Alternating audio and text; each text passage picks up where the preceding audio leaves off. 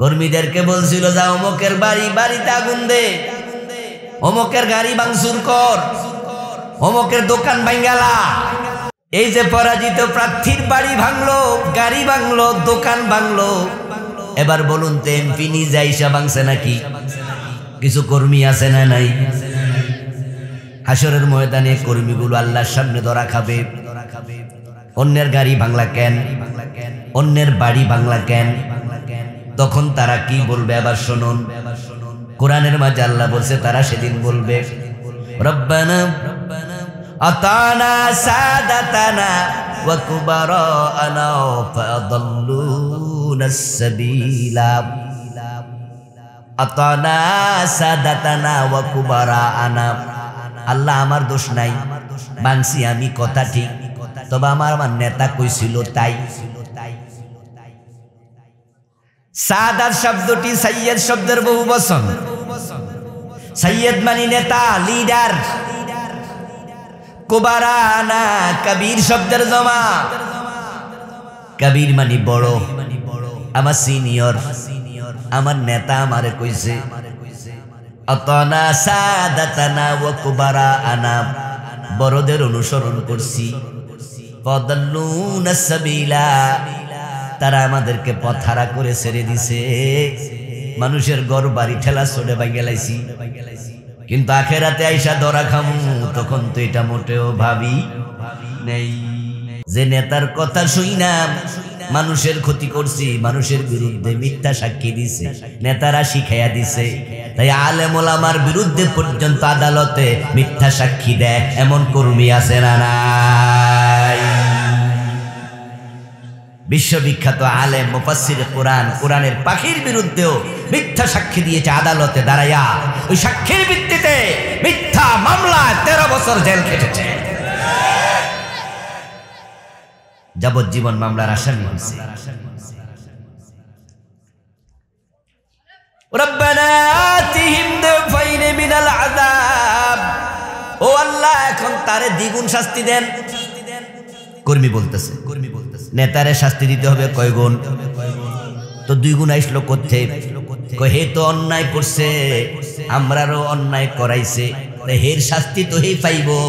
আল্লাহ আমরাটাও হেরে দিয়া দেন, আর আমরার একটু বেহেশতে দিয়া দেন। কথা বোঝেন? আমরা দোষ নাই আল্লাহ, ওই বেটা কইছে তাই গাড়ি ভাঙছি। ও প্রিয় ভাই, এই জন্য এটার নাম প্রতারণার দিবস, ধোকাবাজির দিবস। মনে মনে ভাববে আল্লাহ যদি কয় হ্যাঁ কথা তো ঠিক, নেতা কইছ তাই কর্মী মানুষ কইরা লাইছ, এখন ঠিক আছে তোদের শাস্তিটাও নেতারে দিমু, নেতারটাও নেতা খাইব, তোদেরটাও ধরা খাইলো, মাইর খাইলো, আর যা যা তোরা বেহেশতে চইলা যা। এরা মনে করছে আল্লাহ বুঝি বেহেশত দিয়ে দেবে, কিন্তু না, আল্লাহ বলবে লিকুল্লিন দেশ। ও মিয়া চালাকি করতে আইছো বুঝি? নেতা কইছে তুমি দৌড় মাইরা গাড়ি ভাঙছো, তোমার কি বিবেক ছিল না?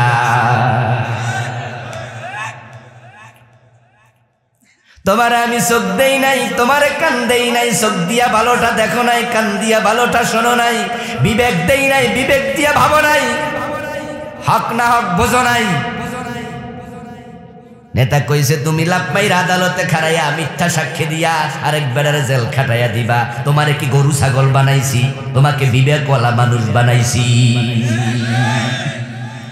তাই লিকুল্লিন দেশ, এই জালেম নেতা এবং এই জালেম কর্মী, তোদের 2 দলের জন্য আমি ডাবল শাস্তি রাখছি।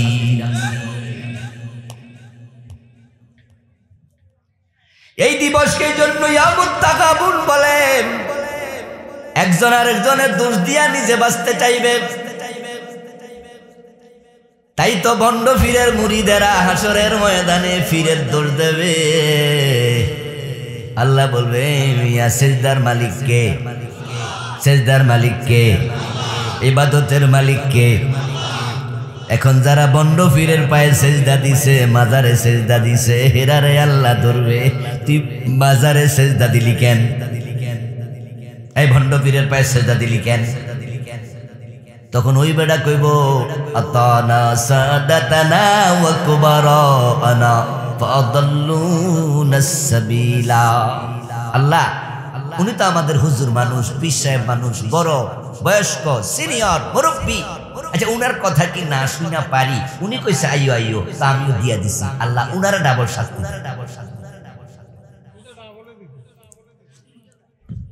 পীর সাহেব হুজুর রে ফিডান জনমের মতো আমারটা সহ দেন। মাজারে যাইয়া সেজদা দিছি, মাজার যারা বানাইছে হেরারে ডাবল ফিডা দেন। কারণ তারা যদি মাজার না বানাইতো তাহলে আমি মাজারে সেজদা দিতে যাইতাম কেমনে? মাজারে তো নাই, এজন্য আমার কোনো দোষ টোষ নাই। আল্লাহ কোথায় বুঝি? তোর কাছে কি আলেম ওলামা যায় নাই? কোরআন সুন্নাহর মেসেজ যায় নাই? আলেমরা কি তোকে বলে নাই ইবাদতের মালিক শুধু কে? তো ফিরের কথা শুনলি কেন?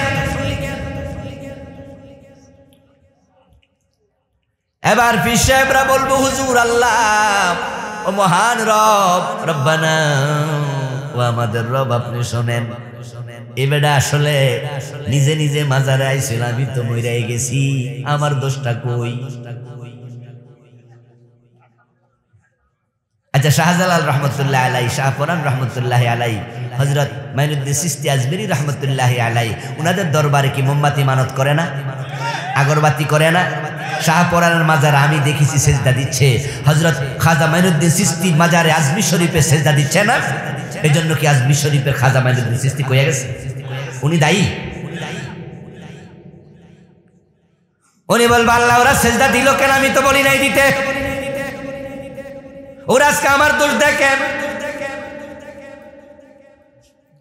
যেখানে মাজার আছে মাজার গুলোতে আপনারা গেলেই দেখবেন সেখানে লাল শালু টানানো থাকে, থাকেনি?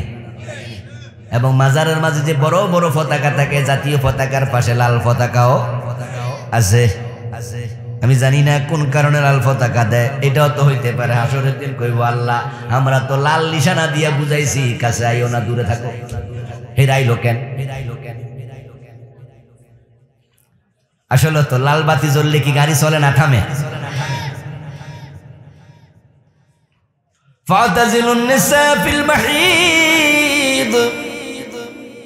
আমাদের মা বোনেরা, আমাদের স্ত্রীরা যখন তারা মাসে একবার রক্তাক্ত হয়, তাদের রক্ত প্রবাহিত হয়, তখন স্বামী কাছে যায় না, দূরে থাকে। তো লাল বলে দে দূরে থাক। এই বলা তুই জানোস কেন?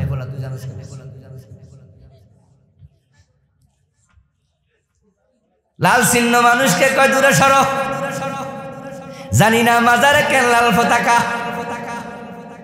যাদের সামান্য আকল আছে লাল পতাকা দেখার কারণে তো তাদের উচিত মাজার থেকে দূরে সরে যাওয়া, ঠিক নয় কি? কিন্তু শুধু মাজারে যায় না, যাওয়ার সময় গরু ছাগল সাথে কইরা নিয়ে যায়, বৌজি লইয়া যায়, দল বাইন্দা যায়, ফোলামাই আন্ডা বাচ্চাটা লইয়া যায়, নিজের সেজদা দে নাতি পুতিরে কদে মার সেজদা। কিন্তু হাসরের দিন যখন ধরা খাবে তখন আবার মাজারওয়ালার দোষ দেবে। এবার আসেন মূল আলোচনায়। যে আয়াত পড়ছি সে আয়াত কিন্তু এখানে নেতার আয়াতও পড়ি নাই, ফিরের আয়াতও পড়ি নাই, মাজারওয়ালার আয়াতও পড়ি নাই। আজকে আয়াত পড়ছি ছেলে এবং মেয়ে সন্তানের আয়াত। হাসরের ময়দানে কিছু সন্তান যারা বাবা মার দোষ দিয়ে তারাও নিষ্কৃতি চাইবে।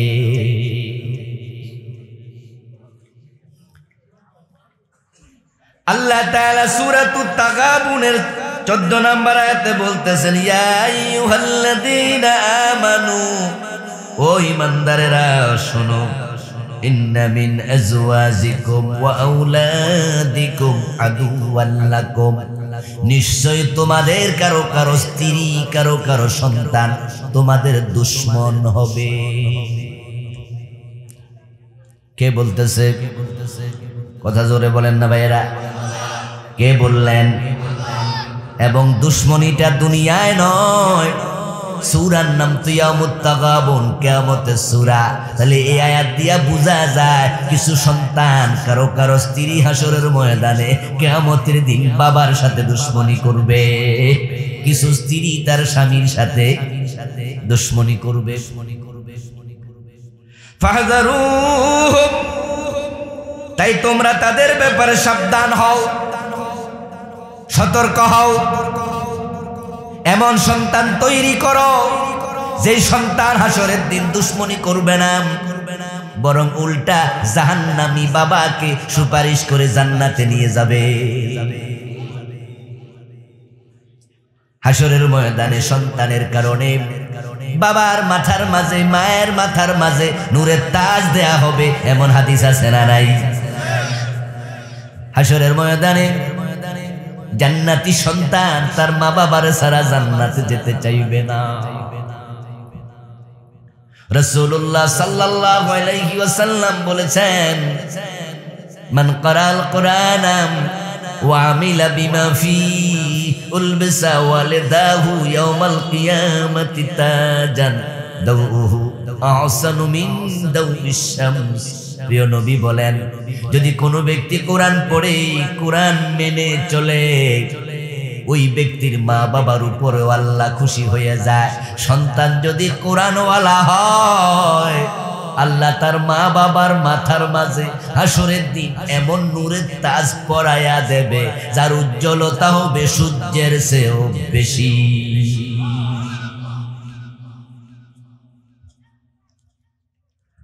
রাসূলুল্লাহ সাল্লাল্লাহু আলাইহি ওয়াসাল্লাম বলেছেন, যার নাবালেগ অবস্থা একটা সন্তান, দুটা সন্তান, তিনটা সন্তান মারা যায়, ওই সন্তান কিয়ামতের দিন ছোট বাচ্চা জান্নাতি হবে। জান্নাতি যদি হয় তাহলে বাচ্চাটা বলবে, আল্লাহ আমার মা কই, আমার বাবা কই? আল্লাহ বলবেন, তোর মা বাবা তো জান্নাতে নাই, তারা তো গুনাহগার, তাই দুজকে পাঠাই দিছি। প্রিয় নবী বলেন, মা বাবা যদি জাহান্নামী হইয়া যায়, ওই নাবালেগ শিশুরা বলবে, আল্লাহ আমরা মা বাবার সারা জান্নাতে যাব না। এমন ভাবে তারা ঠেস ধইরা দাঁড়ায় থাকবে, আল্লাহ ধাক্কাইয়াও জান্নাতে ঢুকাতে পারবে না। রাসূল বলেন, তখন আল্লাহ বলবে, যা যা, তোর মা বাবাকে জাহান্নাম থেকে বের করে সাথে নিয়ে জান্নাতে চলে যা।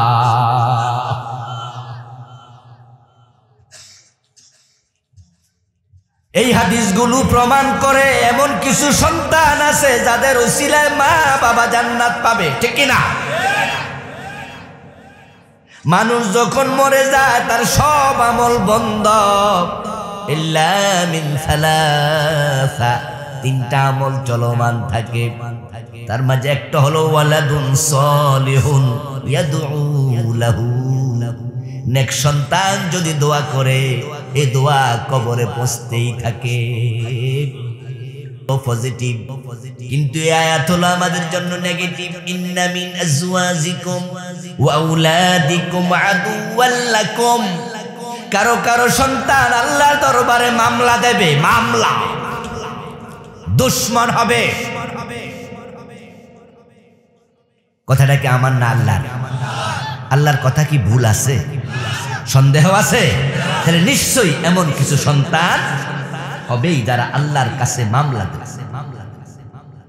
দুশমনী করার মানে কি? হাসরের ময়দানে বেনামাজি সন্তানকে আল্লাহ যখন জাহান্নামে ফেলে দেবেন, বলবেন যা জাহান্নামে চলে যা, ওই বেনামাজি সন্তান তখন বলবে, আল্লাহ আমার বাবা এবং মা আমারে নামাজি বানায় নাই কেন? আমি একা জাহান্নামে যাব না, তাদেরকে ডাকো। এবং তারা আল্লাহ তাআলার কাছে মামলা দিয়ে বলবে, আমরা তো শুনেছি, হুজুররা তো বলেছে, ইসলামে তো আছে, রাসূলুল্লাহ শিখিয়েছেন, সন্তানের বয়স যখন 7 তখন নামাজের জন্য আদেশ করো, বয়স যখন 10 নামাজ না পড়লে শাসন করো। অথচ আমার বাবা, আমি ইন্টারমিডিয়েটে পড়তাম, তখনও ফজরের টাইমে নামাজ না পড়ে ঘুমাইছিলাম, বাবা মসজিদে গেছে, আমারে সাথে করে মসজিদে নেয়।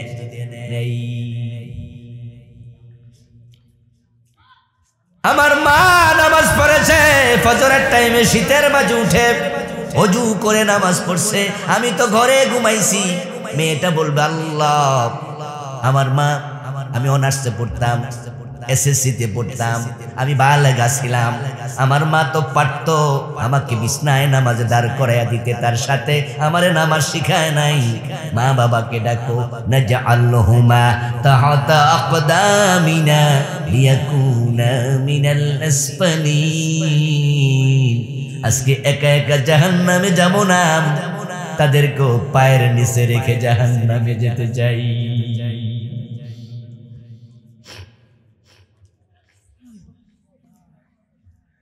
এবার আপনাদের কাছে জানতে চাই, মা বাবা হিসাবে সন্তানকে নামাজ শিখানোর দায়িত্ব আপনাদের আছে না নাই? তাহলে এই মামলা কিন্তু খারিজ হবে না। আগের মামলাগুলো খারিজ ছিল, এটার খারিজ নাই। আল্লাহ বলবে কথা ঠিক, মা বাবাকে ডাকো। তারপরে এবার সন্তানদের দিকে আল্লাহ তাকায়া বলবে, তবে তোমরা মুক্তি পাবা না, তোমাদেরকে নামাজ শিখায় নাই, এজন্য মা বাবা তোমাদের পায়ের তলায় থাকুক।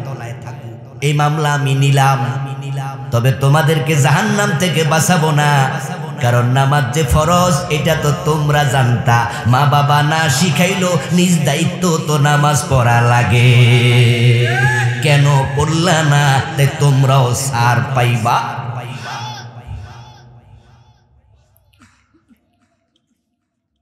বাবা নিজে নিজের মেয়েকে গানের স্কুলে ভর্তি করায়া দেয়, এমন বাবা আছে না নাই?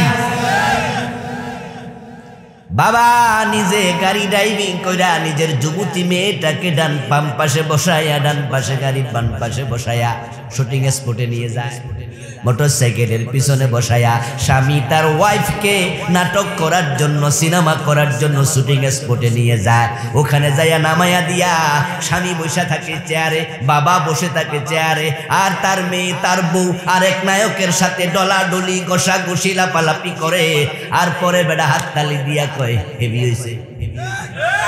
এমন কিছু ব্যক্তিত্বহীন স্বামী, ব্যক্তিত্বহীন বাবা আছে না নাই? এগুলো পুরুষ না কাপুরুষ? নিজের বউ পর পুরুষের সাথে ঘষাঘষি করে, তুমি স্বামী হইয়া কেমনে সহ্য করো? তোমাকে আমরা স্বামী বলতে পারি না, তুমি হইবা আখিরাতে আল্লাহর আদালতের আসামি। তোমাকে পুরুষ বলি কেমনে? তুমি তো একটা কাপুরুষ। যার পার্সোনালিটি আছে, ব্যক্তিত্ব আছে, তার বউয়ের হাতে আরেক পুরুষ হাত লাগবে, কথা বলবে হেসে হেসে, এটাই তো সহ্য করতে পারবে না, ঠিক নয় কি?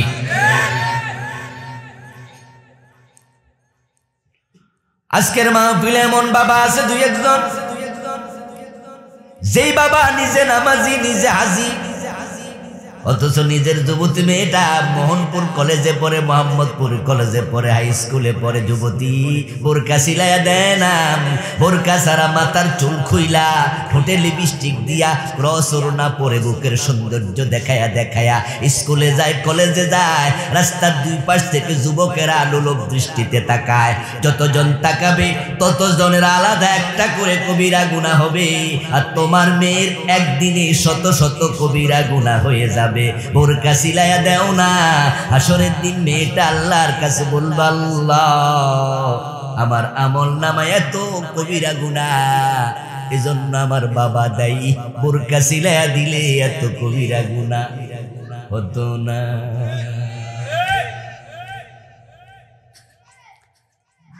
হাসরের দিন যেখানে উম্মত নবীর পর্যন্ত দোষ দেবে, আসলে কি নবীরা দোষী? কথা বলতে হবে, নবীরা দোষী? যেখানে দোষ না কইরাও মামলা খাওয়া লাগে, আর দোষ করলে অবস্থা কি?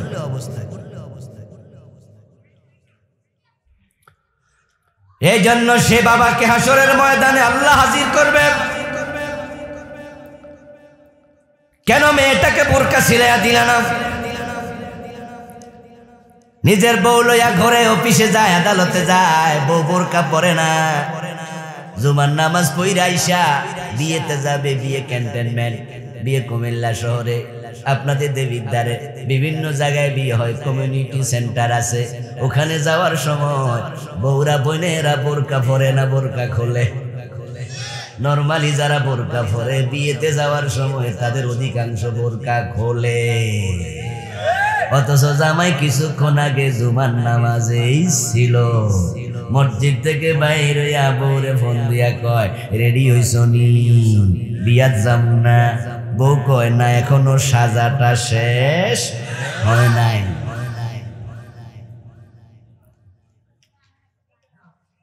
ড্রেসিং টেবিলের সামনে দাঁড়াইয়া 30 মিনিট সাজে, আর স্বামী বাড়ি যায় কয় মিসিং হয় নাই। শাড়ি পরছো গোলাপি, ব্লাউজটাও গোলাপি, ঠোঁটে লিপস্টিক দিছো অন্য কালার, এটা তো হইল না, গোলাপিটাই মারো। নিজের বউরে সাজাইয়া পর পুরুষের সামনে যে মেলে ধরে তাকে পুরুষ বলা যায় না।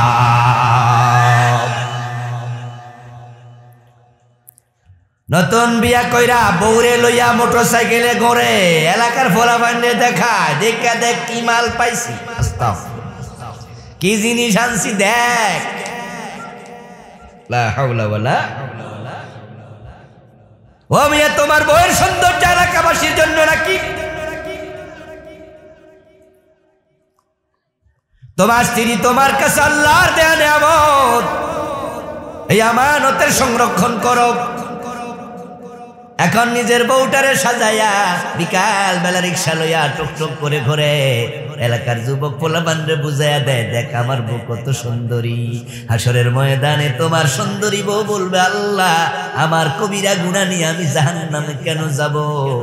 স্বামী যদি বোরকা সিলাইয়া দিত, পর্দা করা, তো আমি জাহান্নামী হওয়া লাগতো না।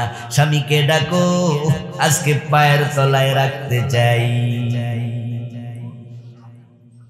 এবার আপনাদের কাছে একটু জানবো, যেই সন্তান, যে স্ত্রী আল্লাহর আদালতে স্বামীর বিরুদ্ধে, বাবার বিরুদ্ধে, মায়ের বিরুদ্ধে মামলা দেয়, সেই সন্তান, সেই স্ত্রী দোস্ত না দুশ্মন? আবার বলেন। আল্লাহ বলছে আদুব্বান লাকুম, তারা তোমাদের দুশ্মন। আরে ভাই, দুনিয়ার আদালতেও তো যদি কেউ কারো বিরুদ্ধে মামলা দেয়, ওটা দুশ্মনির পর্যায়ে চলে যায়। স্বামী স্ত্রীতে ঝগড়া হয়, ভাইয়ে ভাইয়ে ঝগড়া হয়, বাইনে বইনে মনোমালিন্য হয়, কিন্তু এলাকার মেম্বার আছে, চেয়ারম্যান আছে, মুরব্বীরা আছে, তারা সারাই দেয়। কিন্তু আপনার স্ত্রী যদি আপনার সাথে ঝগড়া কইরা থানায় চলে যায়, গিয়ে মামলা দেয়, তখন এলাকার যত লোকে শোনে, সবাই কয় তুই কামটা করলি কি? এলাকার মুরব্বীরা কয় আমরা কি মরে গেছি নাকি? থানায় গেলি কেন? এলাকার মেম্বার বলে আমার কাছে আইতে পারতি তো, এই ভাইয়া থানায় গেলি কেন? বলে না। চেয়ারম্যান সাহেব শুনলে কই মেয়েরা বালা না, বালা হলে তো থানায় যাইতো না। আরে ঝগড়া তো ঘরে ঘরে হয়, এটা তো হতেই পারে, তাই বলে কি থানায় চলে যাবে? যে মেয়ে স্বামীর বিরুদ্ধে মামলা দেওয়ার জন্য থানা পর্যন্ত চলে গেল, ওই বউটাকে ওই স্বামী জীবনে কোনোদিন তার প্রেমিকা ভাবতে পারবে না, বান্ধবী ভাবতে পারবে না, তার কাছে সব সময় দুশ্মন দুশ্মন ভাব মনে হবে, ঠিক না?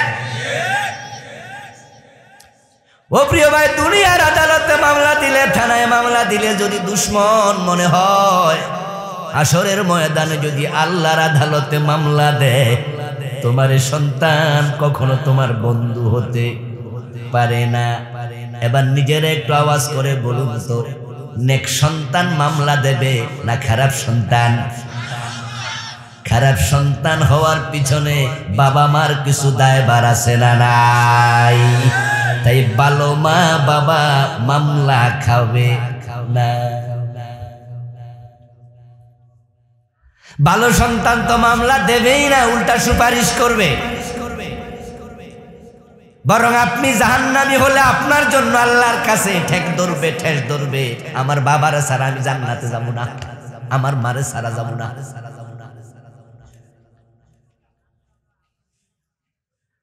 আখিরাত নিয়ে আমি একটা বই লিখছি, এটা এই গত সিজনে লিখছি। এটা অনেক বড় বই, 400 পৃষ্ঠা, 550 মতো হাদিস লিখছি, 500-র উপরে আয়াত লিখছি। এই বইটা লিখতে গিয়ে নতুন নতুন কিছু হাদিস গবেষণা করতে গিয়ে পাইছি, যেগুলো আমার আগে জানা ছিল না। হাদিস তো লাখ লাখ, সব তো আর আমরা জানি না। একটা হাদিস পাইলাম, বইটাতে লিখছি, রাসূলুল্লাহ সাল্লাল্লাহু আলাইহি ওয়াসাল্লাম বলেন, হাসরের ময়দানে কিছু মানুষ জান্নাতে যাওয়ার অনুমতি যখন পাবে, ডান হাতে আমলনামা পেয়ে যাবে। তখন তারা তাদের বন্ধু বান্ধব আপনজনদের জন্য আল্লাহর সাথে এমন ঝগড়া শুরু করবে, দুনিয়াতে কোনো বন্ধু তার বন্ধুর পক্ষে এমন ঝগড়া কোনোদিন করে না। ওই জান্নাতি মানুষগুলোর ঝগড়ার আলোচ্য বিষয় কি? তারা আল্লাহ তাআলার কাছে বলবে, আল্লাহ আমার অমুক দোস্ত কই, আমার অমুক বন্ধু কই? আল্লাহ তখন বলবে, সে তো জাহান্নামে।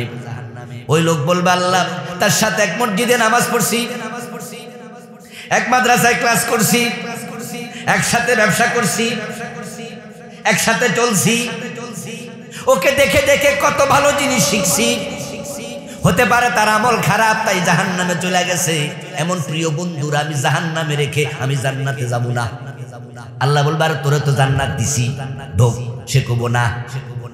রাসূল বলে, এমন ঝগড়া আল্লাহর সাথে শুরু করবে, দুনিয়াতে এমন ঝগড়া কোনো বন্ধুর পক্ষে বন্ধু করে না। আমার আল্লাহ যখন দেখবেন জান্নাতে নেয়ার জন্য বন্ধুর প্রতি বন্ধুর এত দয়া, আপনারা বলুন তো দয়া কি মানুষের বেশি না আল্লাহর বেশি? আল্লাহ নিজে দয়া দেখাইয়া ও বন্ধুর সুপারিশে বন্ধুরও জাহান্নাম থেকে ছেড়ে দেবে। এবার আপনাদের কাছে জানতে চাই, যারা বোঝেন তারা একটু জবাব দেবেন। এ দুনিয়াতে আমাদের যত বন্ধু আছে, মা বাবার চেয়ে আরো প্রিয় বন্ধু কি কেউ আছে?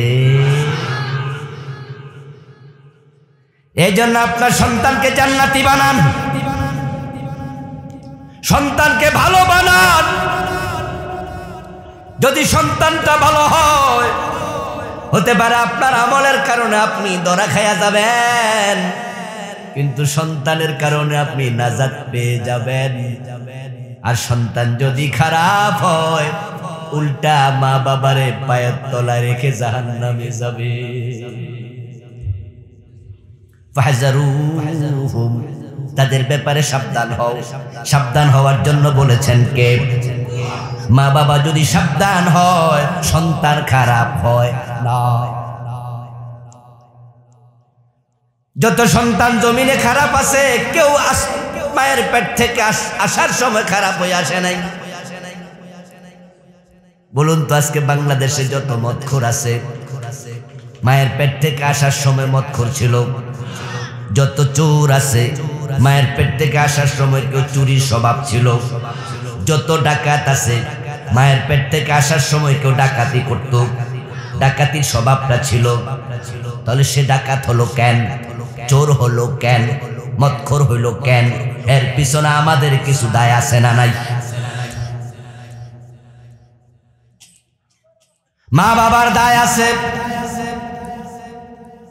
এলাকার দায় আছে, পরিবেশের সমাজের দায় আছে, রাষ্ট্রের দায় আছে, বন্ধু বান্ধবের দায় আছে, নেতৃত্বের দায় আছে। আলা কুল্লুকুম রাঈন ওয়া কুল্লুকুম মাসউলুন আন রাইয়াতিহি। যারা যেখানে দায়িত্ব পালন করার জন্য আল্লাহ দায়িত্ব দিছে, তার দায়িত্বের ব্যাপারে আল্লাহ জিজ্ঞাসা করবে। তাই রাষ্ট্রের দায়িত্ব আছে। রাষ্ট্র যদি সিলেবাসে কোরআন ঢুকাইয়া দিত, প্রাইমারিতে কোরআন, হাই স্কুলে কোরআন, কলেজ ইউনিভার্সিটিতে কোরআন, তাহলে ঘরে ঘরে কোরআনের আলেম তৈরি হতো।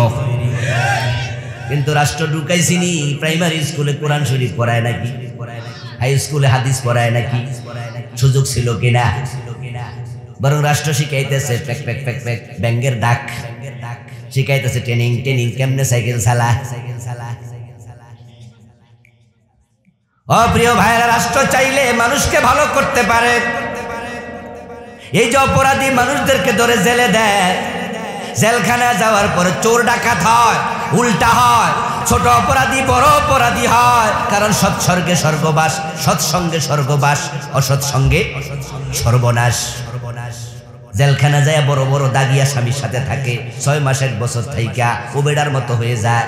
কিন্তু রাষ্ট্র যদি চাইতো, আমাদের কুমিল্লা কারাগারে সকালবেলা 100 হুজুর, সন্ধ্যাবেলা 100 হুজুর, আলাদা আইডি কার্ড বানিয়ে দাও, ওরা ঢুকবে 1 ঘন্টা করে কয়েদিদেরকে কোরআন শিখাবে, হাদিস শিখাবে। কয়েদিদের মাঝে ঘোষণা করে দেয়া হবে, যারা কোরআন রিডিং পারবা, আগে পারতা না, তোমার জেল 6 মাস 1 বছর কমায়া দেব। বছরের মাঝে 8 মাস মাপ। যদি 1 পারা মুখস্থ করতে পারো, 2 পারা মুখস্থ করতে পারো, তাহাজ্জুদ নামাজ পড়ো, 5 ওয়াক্ত নামাজি হও, তোমার যে 10 বছর জেল 5 বছর মাপ। এইভাবে ট্রেনিং যদি দেয়া হতো, জেলখানার কয়েদিরা এক একটা আল্লাহর ওলি হইয়া বের হতো। 100 হুজুরকে যদি 5,000 করে টাকা দেন, তাহলে 5 লাখ টাকা লাগে। মাত্র 5 লাখ টাকা বরাদ্দ দেন, 3 মাস 4 মাস 5 মাস হুজুররা ঢুকবে, 1 ঘন্টা পড়ায় আবার বের হয়ে যাবে। দেখবেন যে কিছুদিনের ব্যবধানে জেলখানার কয়েদিগুলো এক একটা আল্লাহর ওলি হয়ে গেছে। রাষ্ট্রের সুযোগ আছে কিনা? করছে? করেনি, দায়িত্ব পালন করেনি, ধরা খাবে। রাষ্ট্র চাইলে ক্লাস 1 এর মাঝে কায়দা ঢুকাতে পারে। প্রাইমারির ক্লাস 1 এ কায়দা পড়াও, আলিফ বা তা সা শেষ করে দাও, এগুলো 1 বছর পড়াও। ক্লাস 2 তে গেলে কোরআন দিয়ে দাও হাতের মাঝে, 10টা সূরা মুখস্থ করিয়ে দাও অর্থ সহ। ক্লাস 3 তে গেলে কোরআন পড়ায়া দাও, আমপারা পড়ায়া দাও, সূরা বাকারা শিখায়া দাও। ক্লাস 4 এ গেলে আর একটু শিখাও, 100 নাম্বার হাদিস ঢুকায়া দাও। দেখবে ইন্টারমিডিয়েট পর্যন্ত কোরআন হাদিস 100 নাম্বার হাদিস, 100 নাম্বার কোরআন আবশ্যক করে দাও। ইন্টারমিডিয়েট পাস করবে, প্রত্যেকটা সন্তান বাবার নামাজের জানাজার ইমামতি করতে পারবে। বাবা মরলে আর হুজুর খোঁজা দরকার হবে না, ছেলেই ইমাম হবে। আমরা ওয়াজ করেছি, ওয়াজ করলে এগুলো হয় না। ওয়াজ তো বাতাসে মিচ্ছা যায়। এখান থেকে ওয়াজ নিয়ে বাড়ি যাবে কয় পার্সেন্ট? যে কয়জন আছেন 50% ওয়াজ তো এখানে থাকবে। বরং অনেকে যাওয়ার জন্য জুতা মুতা কাছে লইয়া বসছে, মনে মনে কইতাছে আইছিলাম, মনে করছিলাম হুজুর একটু হাসাইবো, হুজুর একটু কান্দাইবো। কই না, মজা না, এরকম গদ বান্ধা ওয়াজ তো আমরাও পারি। আচ্ছা যাক, এরপরও 10 মিনিট পরে যাই আর কি। যাওয়ার সময় 50% ভুলে যাবে, বাড়ি যাওয়ার পর আরো চলে যাবে 50%। 3 দিন 5 দিন 7 দিন পরে মনে থাকবে সামান্য। মাহফিল ইমোশন তৈরি হয়, আবেগ তৈরি হয়, কিন্তু মাহফিলে কোরআন হাদিস শেখানো যায় না, পরিবেশ নাই। আমি যদি এখন ওয়াজ বন্ধ করে সূরা ফাতিহা মাস্ক করাই, তাহলে শ্রোতারা উঠে যাবে, মনে মনে বলবে সূরা শিখার জন্য মাহফিল আইছি নাকি। অথচ আবুল কালাম আজাদ বাশারের ওয়াজ লাগাতার 10 বছর শোনা আর একবার সূরা ফাতিহা শুদ্ধ করে পড়া, এটার গুরুত্ব অনেক বেশি। আমার ওয়াজ শোনা নফল, কিন্তু সূরা ফাতিহা বিশুদ্ধ শিক্ষা করা নফল না ফরজ। তো গুরুত্ব কোনটার বেশি? রাষ্ট্র চাইলে পারত প্রাইমারিতে হাই স্কুলে কোরআন হাদিস ঢুকায় দিতে, করেনি। যদি হাতে হাতে আল্লাহর কোরআন পৌঁছায়া দেয়া হতো, তাহলে বাংলাদেশে মদখোর পাইতো না, মদখোর থাকতো না।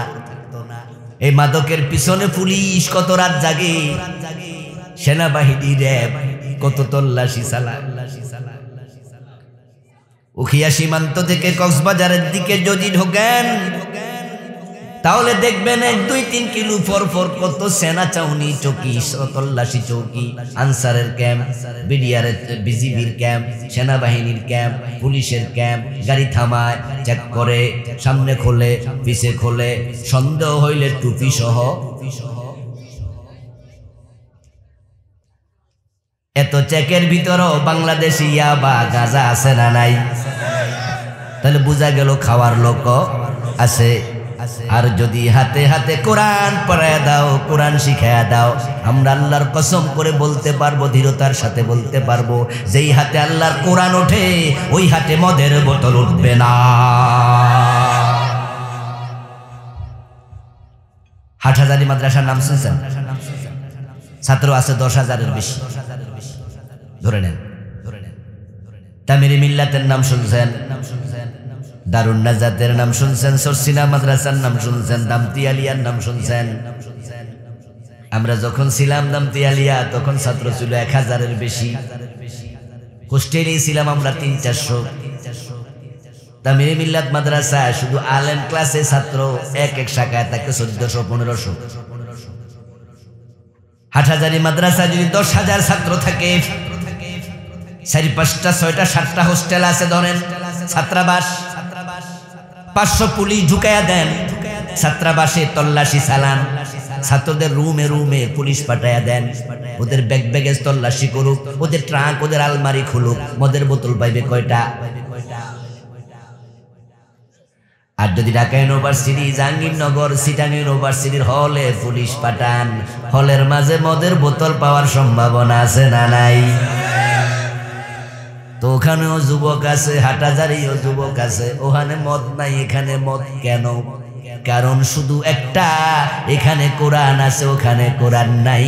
যদি কোরআন ইউনিভার্সিটিতে ঢুকায়া দাও, ইউনিভার্সিটির ছেলেরাও মদ খাবে না, কারণ যেই হাতে কোরআন ওঠে ওই হাতে মদের বোতল ওঠে না।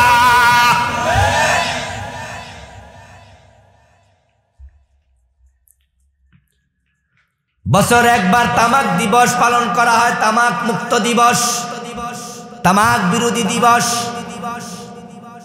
বছর একবার একটি দিবস পালন করা হয়, তামাক মুক্ত বাংলাদেশ চাই। ওই দিন পত্র পত্রিকাতে বিভিন্ন নিবন্ধন প্রবন্ধন লেখা ওঠে, সাংবাদিকরা লেখে প্রতি বছরে সিগারেটের পিছনে, তামাকের পিছনে কত হাজার কোটি টাকা খরচ হয়।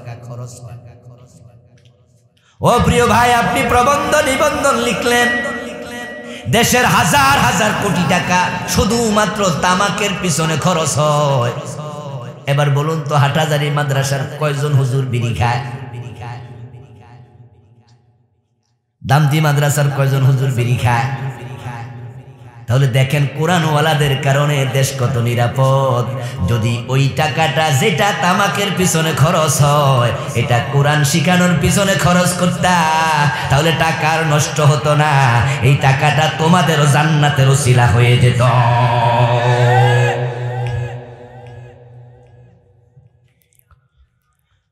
মদখুর মায়ের পেট থেকে মদখুর হয়ে আসে নাই, চোর চোর হয়ে আসে নাই, ডাকাত ডাকাত হয়ে আসে নাই। তারা যে খারাপ হলো কে দায়ী? তার মাঝে 1 নাম্বার দায়ী হলো মা বাবা। রাসূলুল্লাহ সাল্লাল্লাহু আলাইহি ওয়াসাল্লামের জন্য বলেছেন, কুল্লু মাউলুদিন ইউলাদু আলাল ফিতরাহ, প্রত্যেকটা মানব শিশু ফিতরতের উপরে জন্মগ্রহণ করে। ফিতরত বলা হয় আলাস্তু বিরাব্বিকুম কালু বালা, এই চিন্তার নাম ফিতরত। ফিতরত মানে উত্তম স্বভাব, ফিতরত মানে আল্লাহর উপর ঈমান গ্রহণ করার মতো সফট মন, সফট হৃদয়। রূহের জগতে আল্লাহর সাথে আমাদের দেখা হয়েছে। আল্লাহ তাআলার সাথে যখন রূহের জগতে আমাদের দেখা হয়, তখন আল্লাহ তাআলা সবগুলো রূহকে লক্ষ্য করে বলছিলেন, আলাস্তু বিরাব্বিকুম, এই রূহেরা, আমি কি তোমাদের রব নই? আমি কি তোমাদের প্রভু নই? কালু বালা, সবগুলো রূহ তখন সমস্বরে জবাব দিয়েছিল, হ্যাঁ আপনি আমাদের রব। এই যে একটা স্বীকৃতি দিলেন, আল্লাহকে রব বলে মানলেন, এই চিন্তা নিয়ে জন্মগ্রহণ করা, এটার নাম হলো ফিতরাত। ফিতরাত মানে উত্তম চরিত্র, উত্তম স্বভাব। যত আদম সন্তান দুনিয়া আসছে, আপনাদের কাছে আমি জানতে চাই, আপনারাও বুঝবেন, জবাব দেন। জন্মের সময় কারো আমলনামায় কোনো গুনাহ ছিল? হাদিস হলো, ইযা আযনাবাল মুমিন কানাত নুকতাতুন সাউদাউ ফি কলবিহি। বনি আদম যখন গুনাহ করেছে, একটা গুনাহ করলে তার কলবের মাঝে একটা কালো দাগ পড়েছে, 2টা গুনাহ করলে 2টা কালো দাগ পড়ছে। আর মানুষ যখন বালেগ হয় তখন থেকে আমলনামা লেখা শুরু হয়। তাহলে যত সন্তান নাবালেগ ছিল, দাগ। আজকে যে ঘুষখোর, মদখোর, গাঁজাখোর, চোর, ডাকাত মায়ের পেট থেকে যখন আসছে, প্রত্যেকের কলবটাই সাদা কাগজের মতোই সাদা ছিল। এবার রাসূল বলছে, শোনো, ফাবুয়াহু ইউহবিদানিহি আও ইউনাসসিরানিহি আও ইউমাজ্জিসানিহি। তার মা বাবা তাকে অগ্নি পূজক বানাইছে, তার মা বাবা তাকে ইহুদি বানাইছে, তার মা বাবা তাকে খ্রিস্টান বানাইছে। কারণ খ্রিস্টান হইয়া ইহুদি হইয়া অগ্নি পূজক হইয়া একটা মানুষও দুনিয়া আসে নাই। তারা এসেছিল আলাস্তু বিরাব্বিকুম ক্বালু বালা, ওই স্বীকৃতির উপরে। এখন দুনিয়া আসছে মায়ের কোলে সন্তান, এবার মা কোলে লইয়া মন্দিরে গেছে, মূর্তির সামনে দাঁড়াইয়া হিন্দু মা নমো নমো নমো করছে। ওই বাচ্চাও কোলে বইয়া বইয়া দেখছে, আস্তে করে হাঁটতে শিখছে। মা যখন মূর্তির সামনে খাড়াইছে, বাচ্চাটাও মূর্তি পূজা শুরু করছে। এবার আপনারা বলুন তো, এই বাচ্চাকে হিন্দু বানাইলো কে? তার মা বাবা।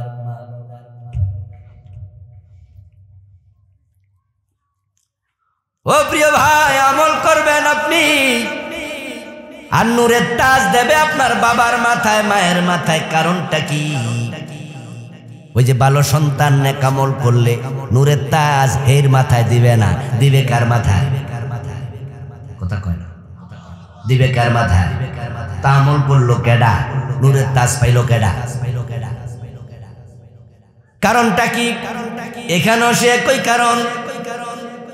আপনি আমি যখন ছোট ছিলাম, আমার মা আমার বাবা যখন নামাজে দাঁড়াইছে ঘরে, দেখবেন আপনাদের ঘরের মাঝেও ছোট ছোট বাচ্চাগুলো যারা এখনো হাফ প্যান্ট নিজে নিজে পড়তে পারে না, ওই ল্যাংটাই চলে, গোসল করে আইছে, এখনো হাফ প্যান্ট পরে নাই। ল্যাংটা বাচ্চা গোসলখানা থেকে বাইর করছে, বাবা গাডা একটু মুছা টুইসা দিছে, দিয়া কয় যা তোর আম্মারে কয় হাফ প্যান্ট পরাইয়া দিত। বাচ্চা ওই রুমে যাইয়া দেখে তার মা নামাজে খাড়াইছে, বাচ্চা মায়ের পাশে ল্যাংটা দাঁড়াইয়া নামাজ শুরু করে দেয়। দেখবেন আপনি নামাজে খাড়াইলে আপনার বাচ্চা এই সামনের দিকে আপনি চাইয়া হেতো এমনি দিয়ে, আপনি ঠোঁট লাড়লে হেতো ঠোঁট লাড়লে, আপনি রুকু দিলে হেতে রুকু, আপনি সেজদা দিলে সে সেজদা যাবে, ঠিক কি না? আপনার ভূমিকা। এই যে কিছুক্ষণ পরে গোলাম সারোয়ার, গোলাম পরোয়ার ভাই আসবেন, পীর সাহেব হুজুর আমার পাশে বসে আছে, আপনাদের এলাকার কৃতি সন্তান মাওলানা শহীদুল্লাহ ভাই। গোলাম পরোয়ার ভাই মাওলানা হলো, শহীদুল্লাহ ভাই মাওলানা হলো, এর পিছনে তার মা বাবার ভূমিকা আছে না নাই? ওনার বাবা যদি ওনাকে প্রাইমারি স্কুলে পড়ায়, হাই স্কুলে দিত, তারপর জেলা স্কুলে পাঠাইতো, তারপর মেডিকেলে ভর্তি করতো, উনি ডাক্তার হতো না হুজুর হইতো। তাহলে যে সন্তান ডাক্তার, তার মা বাবা ডাক্তার বানাইছে। যে সন্তান ইঞ্জিনিয়ার, মা বাবা ইঞ্জিনিয়ার বানাইছে। যে সন্তান আলেম, তার মা বাবা আলেম বানাইছে, ঠিক কিনা? এজন্য আলেমের বাবার মাথার মাঝে আল্লাহ নূরের তাজ দিয়া দিবে।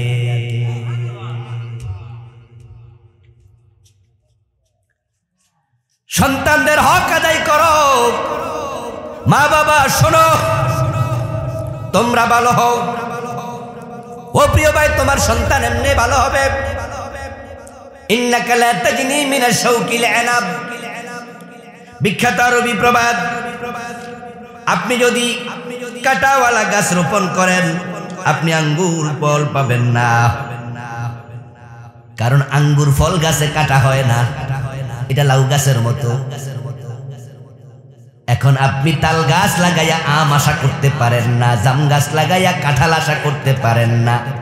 কামা তাদিনু তুদান, যেমন কর্ম তেমন ফল। আখিরাতে এমন সন্তান আপনি চান, যেই সন্তান আল্লাহর কাছে আপনার জন্য নাজাতের শাফাআত করবে। এমন সন্তান আপনি চান, যে সন্তানের কারণে আপনার মাথার মাঝে নূরের তাজ আসবে। এবার বলুন তো, এমন সন্তান পাইতে হলে সন্তানের হকগুলা ইসলাম যেভাবে আদায় করতে বলেছে সেভাবে আদায় করা দরকার আছে না নাই? এখন ইসলাম কি কি হক আদায় করতে বলেছে এ বিষয়ে আমি আলাদা বই লিখছি। আমার লেখা 7টা বই, তো এটাও একটা। এটা 344 পৃষ্ঠা। এটার নাম দিছি ব্যক্তি ও পরিবার গঠন ইসলাম। ওয়াজ তো করি, ওয়াজ তো সব বক্তাই করে, ওয়াজগুলো হাওয়ায় ভেসে যায়, মানুষ ভুলে যায়। এজন্য আমি চেষ্টা করি প্রতি বছর একটা একটা করে বই লিখতে। বিগত 6-7 বছর ধরে লিখতেছি, আলহামদুলিল্লাহ। এগুলো আবার বলি যে কিনে নেবেন, পড়বেন। এতে করে কি হবে? আপনার ইলমটা চর্চা হবে। আর মনে রাখবেন, ইলমের কোনো বিকল্প নাই। এই জন্য কোরআনের প্রথম আয়াত যখন আল্লাহ নাজিল করে, সে আয়াতটা কি ছিল? ইকরা বিসমি রাব্বিকাল্লাযী খালাক। পড়ো পড়ো পড়ো, পড়তে হবে, পড়ার কোনো বিকল্প। এ বইটা আমি লিখেছি কিভাবে সন্তান মানুষ করলে পরে সন্তানগুলো নেক সন্তান হয়। সন্তানের হক আপনি আদায় করবেন, আদায় করলে সন্তান ভালো হবে। আর সন্তান যদি বাবা মার মতো হয়, বাবা মাও মোমেন সন্তানও মোমেন, বাবা মাও নামাজি সন্তানও নামাজি। আল্লাহ কোরআনে ওয়াদা করছে, এমন বাবা মা সন্তানকে আল্লাহ জান্নাতে একসাথ করবেন।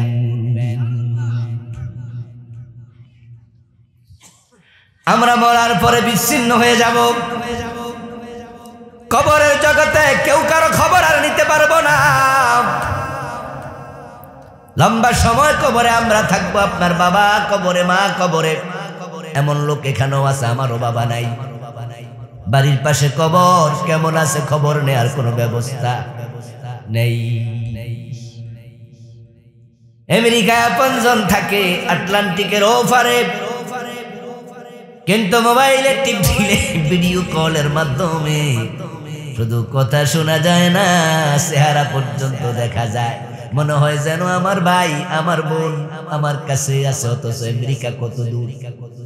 কিন্তু বাড়ির পাশে তো, মসজিদের পাশে কবরস্থান, মা শুয়ে আছে, কেমন আছে খবর নেয়ার কোনো সুযোগ আর নেই।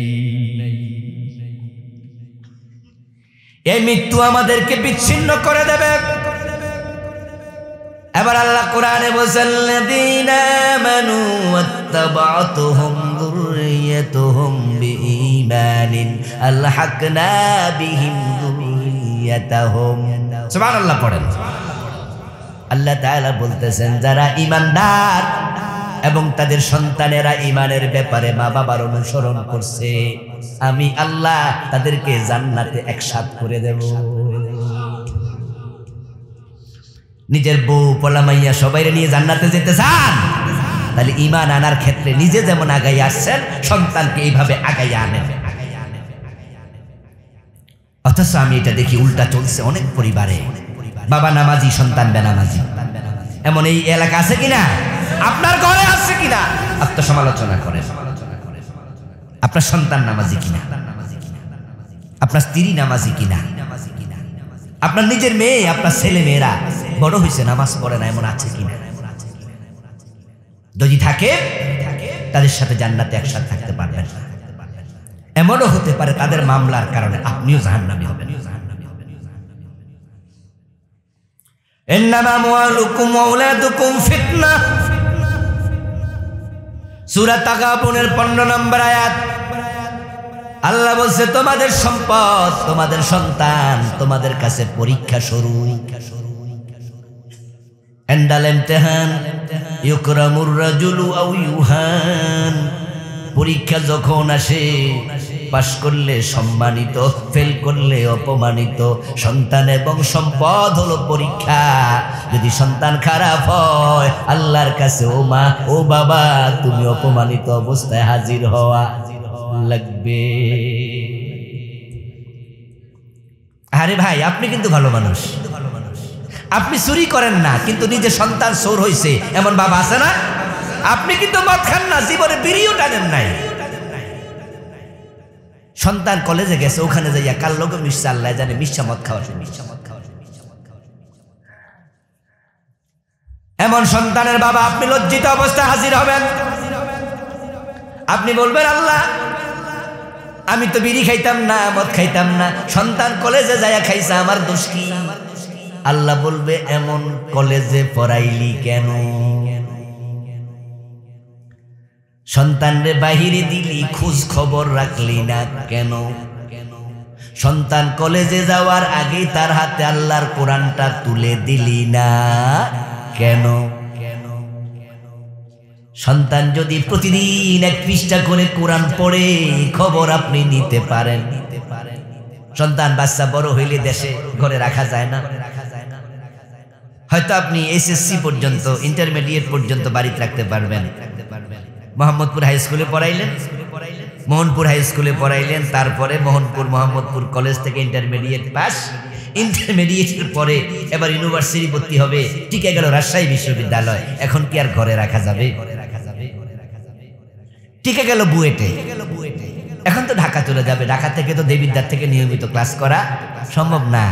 এখন তো সন্তান আপনার হাতের বাইরে চলে গেল, এখন কি করবেন? সে তো এমন জায়গায় যাবে, সে রাজশাহী, সে জাহাঙ্গীরনগর, চিটাং ইউনিভার্সিটিতে, বুয়েট, চুয়েট, কুয়েট, রুয়েটে দূরে চলে যাবে। এখন হলে থাকবে, হলের মাঝে এমন বন্ধুও তো থাকতে পারে যে বন্ধু 3 বেলা বিড়ি খায়, 2 বেলা গাঁজা খায়। এমন লোক বাংলাদেশে আসেনি? হ্যাঁ, সৎসঙ্গে স্বর্গবাস, সঙ্গীর গুণ বসিয়াছে মম মাঝে গো, নইলে কাদায় সুবাস কি এত পাইতে। আসহাবাতু মুতাসসিরা, সঙ্গ প্রভাব বিস্তার করবেই, সঙ্গ দোষে লোহা বাসে। আপনি একটা জলুই ফিন আলফিন বিনারি আপনাদের এলাকায় কি করে? তার কাটা।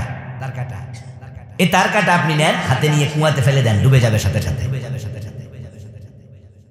আর এরকম একটা তক্তার মাঝে 4-5টা মারেন, মাইরা পানির বাসায় দেন, দেখবেন যে ডুবতেছে না। সঙ্গদোষে লোহাও বাসে।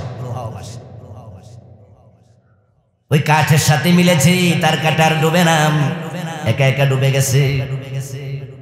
আপনার সন্তান ভালোই ছিল, কিন্তু হোস্টেলে এমন মানুষের সাথে মিশেছে যেখানে সিগারেট দেখতে দেখতে সিগারেট টানতে শিখে গেছে। হয়তো কয়েকদিন পরে গাজার আসরে বসবে, মদও খাবে। কোন ভদ্র বাবা তার সন্তানকে প্রশ্ন করতে পারে না, মোবাইল করে ফোন করে জিজ্ঞাসা করতে পারে না, বাজান আজকে কি মদ খাইছো? এটা কি জিগাইতে পারবেন না ফোলারে? এটা কি ভদ্রলোকের প্রশ্ন? এটা কি মানা? ছেলেরা আপনি জিগাইবেন যে মদ খাস নি? এটা আপনি পারবেন না জিজ্ঞাসা করতে, এটা সম্ভব নয়। কিন্তু আজকে কোরআন পড়েছ কিনা এ প্রশ্ন করা কি অসম্ভব? এটা ইজি প্রশ্ন। তো সন্তানকে কোরআন শিখায় ভার্সিটিতে পাঠান। কোরআন শিখার পর আপনার ছেলে ডাক্তার হবে, ইঞ্জিনিয়ার হবে, অসুবিধা নাই। সবাই তো আমার মতো আর শহীদুল্লাহ ভাইয়ের মতো হুজুর হলে চলবে না। চিকিৎসার জন্য ডাক্তার দরকার আছে না নাই? আপনিও ডাক্তার বানান। সবাই আমার মতো আর উনার মতো হুজুর হলে বিল্ডিং বানানোর জন্য ইঞ্জিনিয়ার দরকার নাই? বিল্ডিং বানাবো কেমনে? ইঞ্জিনিয়ারও বানান, অসুবিধা নাই। কিন্তু তাকে কোরআনটা শিখাইয়া তারপরে বানান। আর সকাল বেলায় অথবা বিকাল বেলায় সুযোগ থাকলে একটু ফোন দিয়ে বলবেন, বাজান আজকে কোরআন শরীফ পড়ছনি? আর ছেলে যদি বলে, বাবা হ্যাঁ আজকে 1 পৃষ্ঠা পড়ছি, 5 আয়াত তাফসীর পড়ছি, হ্যাঁ বাবা আজকে আমি 1 পারা আধা পারা পড়ছি। সন্তানের মুখ থেকে যখন শুনবেন সে আজকে কোরআন পড়েছে, এই হাতে কোরআন উঠছে, নিশ্চিন্ত থাকেন ওই হাতে আজকে মদের বোতল উঠবে না। কোরআন হেফাজতকারী। এখন সন্তানকে কোরআন শিখায় না এমন বাবা আছে কিনা? এমন মা আছে কিনা? কিন্ডারগার্টেনে শুধু দৌড়া। একসময় মক্তব ছিল, আলহামদুলিল্লাহ। যতগুলো মাদ্রাসা ছিল, গ্রামে মক্তব ছিল তার চেয়ে অনেক বেশি। মাদ্রাসা ধামতি আলিয়া, মাদ্রাসা মোহাম্মদপুর। কিন্তু যতগুলো মসজিদ ছিল সকাল বেলায় প্রায় মসজিদে ফরকানিয়া মক্তব ছিল। আমরা মক্তবে পড়ি নাই, এই যে আমার সমবয়সী যারা আছেন আমরা প্রায় জন মক্তবে পড়ি। মায়েরা ঘুম থেকে তুলে আমাদেরকে সকালবেলা মক্তবে পড়ে। কিন্তু কিন্ডারগার্টেনের ধাক্কায় এখন মক্তবগুলো অসল হয়ে গেছে। এত বেশি পরিমাণ ইংরেজি শিক্ষিত হওয়ার জন্য পাগল হয়ে গেছে। সকালবেলা কিন্ডারগার্টেনে দৌড়াচ্ছে। ইউনিভার্সিটি আপনার শহরে, নগরে, বন্দরে, দেবিদ্বার প্রপারে, চান্দিনা প্রপারে গিয়ে দেখবেন যে সকাল 7টা বাজে 8টা বাজে। কেন রে 7টা বাজে পড়তে হবে, 8টা বাজে পড়তে হবে? প্রাইমারি স্কুলের মতো 10টা বাজে কিন্ডারগার্টেন পড়াইতে পারো না? তাহলে সকালবেলা বক্তব্য পড়তো, দুপুরবেলা ইংরেজি বাংলা শিখতো। কিন্তু কে পরিকল্পনা কইরা ইংরেজি স্কুলগুলা, কিন্ডারগার্টেনগুলা সকালবেলায় ঢুকাইয়া দিছে যেন বক্তব্য আউট হয়ে যায়? আল্লাহ জানে পরিকল্পনা কোন শয়তানে করছে। বাচ্চার ওজন 7 কেজি, বইয়ের ওজন 3 কেজি 4 কেজি। এই জন্য বাচ্চা তো নিতে পারবে না, তাই এত বড় ব্যাগ মা কান্দে লইয়া দৌড়া। ঠিক না? ঠিক না? মা কান্দে লইয়া দৌড়ে, বাপেও দৌড়াইতেছে। বাহ বাহ! কোরআন শিখাইলা না, হাদিস শিখাইলা না, তোমার সন্তান মানুষ হবে কেমনে? বাবা মা দায়িত্ব পালন না করলে সন্তান মানুষ হয় না। ইংরেজ পণ্ডিত স্ট্যানলে হাল গবেষক ছিলেন। উনি একটি বক্তব্য দিয়েছিলেন, তিনি তার এই বক্তব্যটি খুবই দারুণ। উনি বলছেন, if you teach your children 3 years, you live 4 years, you will be get 5th year, that is rascality. দুনিয়ার মানুষ শোনো, তোমার সন্তানকে 3টি ইয়ার শিখালে, রিডিং, রাইটিং এন্ড অ্যারিথমেটিক, লেখা পড়া, বিজ্ঞান, ভূগোল, অঙ্ক সব শিখালে, you live 4th year, কিন্তু তুমি 4th আর রিলিজিয়ন, তাকে ধর্ম শিখাও নাই। You will be get 5th year, that is rascality. অপেক্ষা করো, কোরআন হাদিস বাদ দিয়া তোমার সন্তান যত বড় শিক্ষিত হবে তত বড় বদমাশ হবে, তত বড় বদমাশ হবে। এই জন্য কোরআন হাদিস বাদ দিয়া শিক্ষিত ডাক্তার এক একটা হয়ে গেছে ডাকাত, শিক্ষিত ইঞ্জিনিয়ার রডের বদলে বাঁশ দেয়। আল্লাহর ভয় নাই কলিজায়, ঠিক কিনা? মুত্তাকি ডাক্তারের সংখ্যা খুব কম, অমানুষ হয়ে গেছে সবাই। অফিসার হয়েছে, তাই পরে সুদ পরে, MA পাস, BA পাসের সার্টিফিকেট আছে, এসি রুমে থাকে, PhD করেছে, কিন্তু ঘোষ না দিলে সিগনেচার করে না। এই জন্য বাবা মা দায়ী। মূল্যবোধ শিখাতে হবে পরিবার থেকে। সন্তানের যে অধিকারগুলো ইসলাম দিয়েছে, অধিকারগুলো সংক্ষেপে বলছি। 11টার ভিতরে প্রোগ্রাম শেষ করব, আর 10 মিনিট ওয়াজ করব। আপনারা মাহফিল কর্তৃপক্ষ হুজুরকে নিয়ে আসেন। 1 নাম্বার যেটা শিখাবেন, 1 নাম্বার যে দায়িত্ব, সেটা হচ্ছে সন্তানকে ভালো মা দেবেন। আমার ভাইয়েরা, মায়ের পেট সন্তানের জন্য ফ্যাক্টরি, মায়ের কোল সন্তানের জন্য বিশ্ববিদ্যালয়। মা হয় যেমন, সন্তান হয় তেমন। তাই বিয়ে করার সময় ভাববেন, আমি শুধু আমার বউ আনি না, আমার পরবর্তী প্রজন্ম আমার সন্তানের মা আনছি। তাই শুধু গায়ের চামড়া দেখে বিয়ে করিও না, বউয়ের তাকওয়া দেখে বিয়ে করো।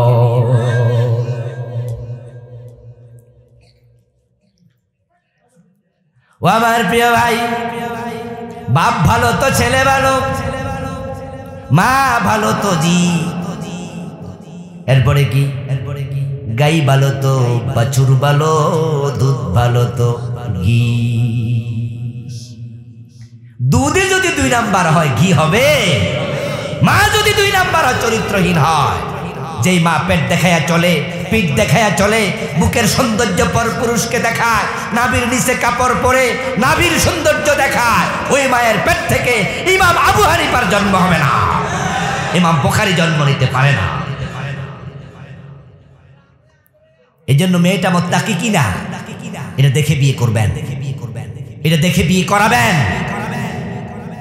যে মেয়ে পর্দা করে না, সে মেয়ে বিয়ে করো না, তার পেট থেকে ভালো সন্তান পাবে না। কিছু মেয়ে আছে, দাড়িওয়ালা ছেলে বিয়ে করতে চায় না, আছে না? দাড়িওয়ালা দেখলে মেয়ে বিয়ে দিতে চায় না, এমন বাবাও আছে। আজকের মাহফিলের সম্মানিত সভাপতি,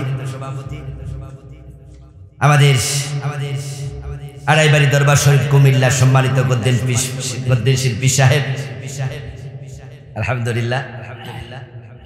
জমিয়তে আমি সাইফুল্লাহ সম্মানিত আমির মুহতারাম মাওলানা গোলাম ফরওয়াজ সাইদি হুজুর এসেছেন। হুজুর কথা বলবেন আপনাদেরকে সাথে নিয়ে, তালিম দেবেন, দোয়া করবেন ইনশাআল্লাহ। তারপরে আপনারা যাবেন, আমি আমার কথা গুছিয়ে আনছি। ভালো মা যদি হয়, ভালো সন্তান হবে। এই জন্য মুত্তাকি নারী বিয়ে করবেন। 2 নাম্বার, সন্তানের জন্য দোয়া করতে হবে। দোয়া পাওয়া সন্তানের হক। সন্তান না রব্বির হামহুমা কামা রব্বায়ানি সগীরা, এই দোয়া শিখেছে বলে, কিন্তু সন্তানের জন্য বাবাদের কি করণীয় নেই? দোয়া নেই। এ দোয়া কয়জন বাবা শিখেছে? আল্লাহ নিজে শিখিয়েছেন, রব্বানা হাবলানা মিন আজওয়াজিনা ওয়া যুররিয়াতিনা কুররাতা আয়ুন ওয়াজআলনা লিল মুত্তাকিনা ইমামা। আমরা তো ভালো সন্তান চাই, বলুন তো সন্তানকে ভালো করার ক্ষমতা আমাদের হাতে না আল্লাহর হাতে? এজন্য আল্লাহর কাছে দোয়া করতে হবে, আল্লাহ শিখানো দোয়া করবেন। ইব্রাহিম নবী দোয়া করছে রব্বি হাবলি মিনাস সালিহিন, আল্লাহ তাআলা দোয়া কবুল করে ইসমাঈল আলাইহিস সালামের মতো একজন নবী সন্তান দিয়ে দিয়েছে। জাকারিয়া আলাইহিস সালাম দোয়া করেছে, আল্লাহ ইয়াহইয়ার মতো নবী দিয়েছে। এজন্য মা বাবা সন্তানের জন্য দোয়া করতে হবে। 3 নাম্বার, গর্ভবতী মায়ের পরিচর্যা করতে হবে সন্তান ভালো পেতে হলে। সন্তান পেটে আসলে মায়ের পর্দার ব্যাপারে যত্ন নিতে হবে অনেক বেশি। মাকে জি বাংলা দেখতে দেবেন না, স্টার জলসা, যে সিনেমা, বাংলাদেশের নাটক, ম্যাগাজিন, সিনেমা এগুলো দেখতে দেবেন না সন্তানকে পেটে নিয়া। কারণ মা ভালো খেলে সন্তান যেমন হৃষ্টপুষ্ট হয়, ভালো খেলে সন্তানের স্বাস্থ্যে প্রভাব পড়ে। মা ভালো জিনিস দেখলে ভালো প্রভাব পড়বে, খারাপ দেখলে মেন্টালি খারাপ প্রভাব পড়বে। এই জন্য সন্তান পেটে আসলে মাকে কোরআন, হাদিস, রাসূলের সাহাবী মহিলাদের জীবনী, হযরত রাবেয়া বসরির জীবনী, হযরত আসিয়ার জীবনী ভালো ভালো বই পড়তে দেবেন। পরিচর্যা স্পেশালি করবেন। সন্তান ভূমিষ্ঠ হওয়ার সাথে সাথে কানে আজান দেবেন, ছেলে হলেও দেবেন, মেয়ে হলেও দেবেন। ডান কানে আজান, বাম কানে কামাত। সন্তানের জন্মের 7ম দিনে তার আকিকা করবেন। কত নম্বর দিনে? 7ম। তুসবাহু আনহু ইয়াওম আস-সাবি'হ আনিল গুলামি শাতান ওয়া আনিল জারিয়াতি শাতুন। ছেলে হলে 2টি বকরি, মেয়ে হলে 1টি বকরি। সন্তানকে আকিকা করালে আকিকা রসিলে আল্লাহ বিপদ মুসিবত দূর করে দেয়। এই জন্য আকিকা করাবেন। আকিকাকে কোরবানের সাথে নেবেন না। তবে হ্যাঁ, যদি কারো জন্মের 7ম দিন কোরবান হয় তাহলে অসুবিধা নেই, কিন্তু শুধু শুধু এটা 7ম দিনের পরে নেয়া ঠিক না, সন্তানের হক নষ্ট হয়। সন্তানকে উত্তম নাম দেবেন। আল্লাহর কাছে প্রিয় নাম আব্দুল্লাহ, আব্দুর রহমান। সাহাবীদের নাম, নবীদের নাম সন্তানের নাম রাখবেন, কারণ নামেরও একটা প্রভাব আছে। প্রিয় ভাইয়েরা, সন্তানকে কোরআনের তালিম দেবেন, হাদিস পড়াবেন, মূল্যবোধ ঘরে শিখাবেন। নিজেরা কখনো সন্তানের সামনে মিথ্যা বলবেন না, গালিগালাজ করবেন না, বকাঝকা করবেন না। সন্তান ভালোভাবে বড় হবে। আল্লাহ তাআলা সন্তানের প্রতি আমাদের দায়িত্ব পালন করার তৌফিক দান করুন, আমিন। আমার গাড়িতে বই